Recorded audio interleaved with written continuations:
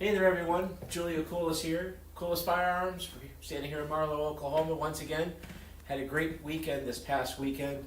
Mesquite, wow, what a busy show. Great vendors, completely sold out. We had a great time, a lot of traffic, a lot of questions, and I'm going to take those on today.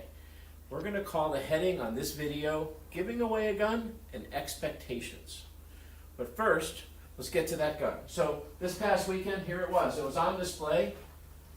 This is a great choice. Mr. James, if anyone seen me at the show, knows Mr. James picked this out. OD green, 300 blackout, 7.5 inch. It's our PDW with that pistol brace on the back of it. And it's going to be free to a winner. So we're going to take that right now. If you signed up, we're going to give you 5 minutes. You're going to have to answer the phone or reply to that text message. And Allie's going to pull that name right now. 5, 4, 3, 2, 1. And our winner is Travis B. Travis B. Travis B. Allie in the background is going to be giving you a call. If you don't answer, she'll send you a text message. Hopefully, we get you right out of the gate. Expectations. So last week we talked about how bullets come apart, what to expect from the projectile, and what we see live on our range. So Logan was out there on the range, and he picked up some of these subsonic ammunition. You can tell that the internal lead came completely out of these jackets. Now, we were ringing our gong at 100 yards with these, but you can definitely tell that this center core is not staying in the bullet and partitioning and splitting like it describes. It's hitting, impacting, and coming apart. In the next few weeks, we're going to bring in some ballistic gel.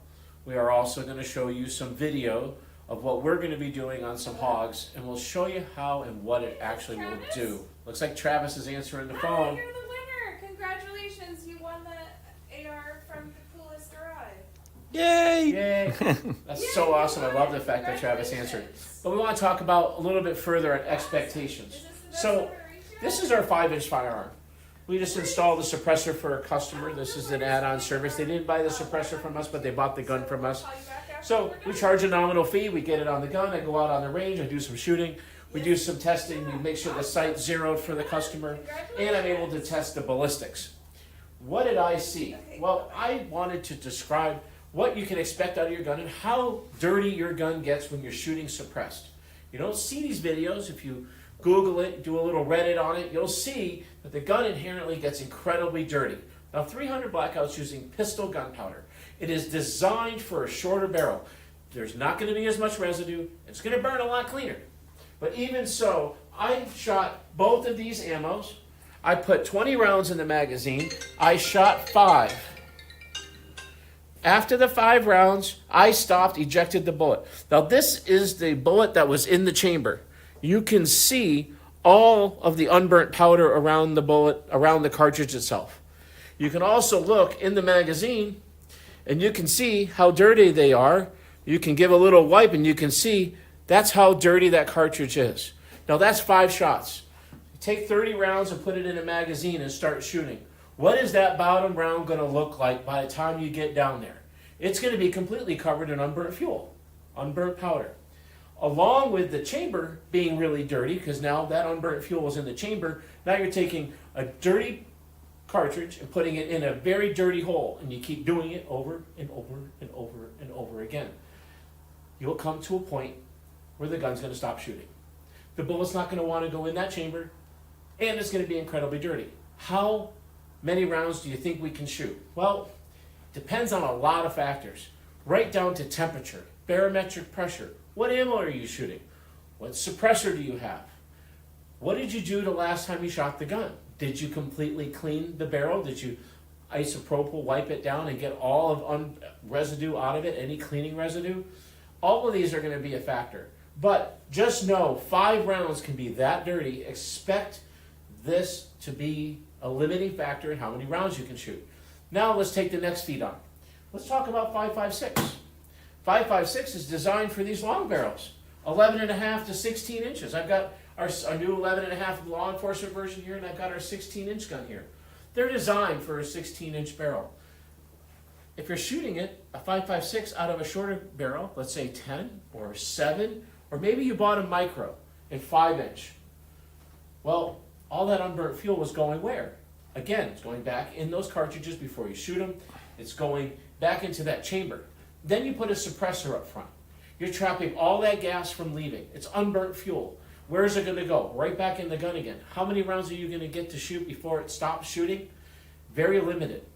The longer the barrel, the more rounds you'll be able to shoot because the propellant's going to have more time to burn. The shorter the barrel, the more that suppressor's blocking that gas from leaving, the less your rounds you're going to be able to shoot. Unfortunately, I have a customer that we've been working with and so diligently trying to get there with them that they're at 100 rounds shooting and the gun is starting to hiccup. It's having failure to extract. It's starting to have issues. Now, be mindful, I wasn't there in the beginning of the shooting episode, but I definitely in the background trying to support our customer. What do you do when the gun stops shooting at 100 rounds? Because it's just incredibly dirty. Well, first question, what ammo are you shooting? Are you shooting 5.56 NATO? Are you shooting 223? What's the difference? They'll both shoot, of course. The 5.56 is going to burn a lot cleaner.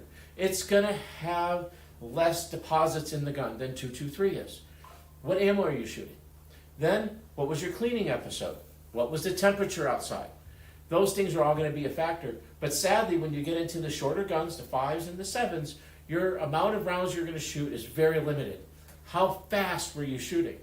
Did you go out and buy a fun trigger and put it in your gun? It's incredibly dirty. All that unburnt fuel is going to go where? Right back in the gun. So I just want everyone to understand there are limits to what you can and can't do.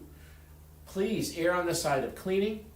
Err on the side of a longer barrel if it fits your application.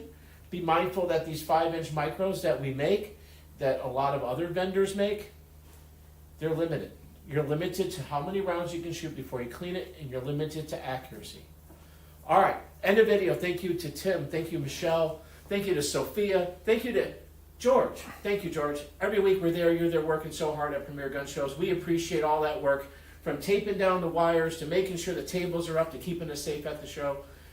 Hats off to you, George. Thanks, George. And in the background, Mickey, you're always there. You got some great honey, and you're a great person. Thanks for being there. Next show, we're going to be at the Fort Worth Gun Show on the 25th of April. So we got a few weeks. We'll see you there. We'll be rocking it, and at the same time, we'll be at Pasadena. So we have double trouble, both sides. We'll be at Fort Worth. We'll be in Pasadena, same time, rocking it out. If you want to take